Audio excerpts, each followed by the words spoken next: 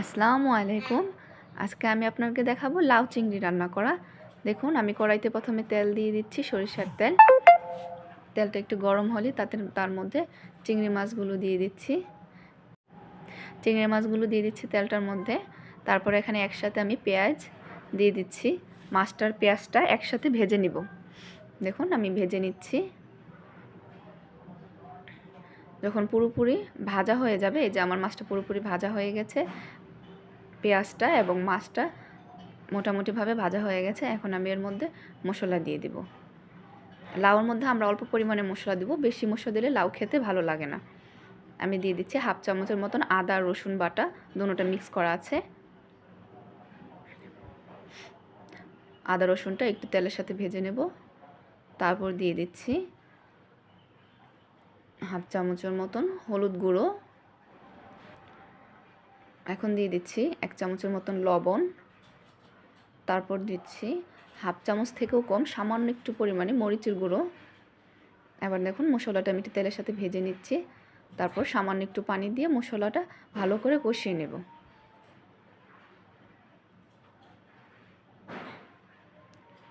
মশলাটা কষিয়ে নিচ্ছি আমি। দেখুন আমার মশলাটা কিন্তু পুরোপুরি কষানো হয়ে গেছে। এখন আমরা এর মধ্যে লাউগুলো দিয়ে দিব। এখানে একটা লাউয়ের অর্ধেকটা নিয়েছি আমি। লাউটা ভালোভাবে মশলার সাথে মিক্স করে নিচ্ছি। মিক্স করা হয়ে গেলে এর মধ্যে আমি পরিমাণ মতো পানি দিয়ে দিচ্ছি। দেখুন পানিটা একটু বুঝে শুনে দিবেন, কারণ লাউয়ের মধ্যে এমনিতেই পানি থাকে, লাউ থেকে পানি ওঠে, তাই পানিটা 1 কাপের মতো দিলাম। লাউ নিচেই আছে পানিটা, দেখতে পাচ্ছেন। এবার আমরা ঢেকে দেব বলক আসা পর্যন্ত। লাউটা কিন্তু বলক চলে এসেছে, দেখতে পাচ্ছেন। এই যে লাউ থেকে কিন্তু অনেকটাই পানি উঠে এসেছে। এবার আমি 20 মিনিটের জন্য ঢেকে রান্না করব।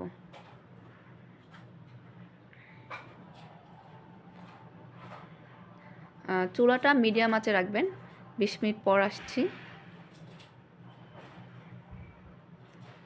20 মিনিট হয়ে গেছে। দেখুন আমার লাউটা কিন্তু পুরোপুরিভাবে হয়ে গেছে।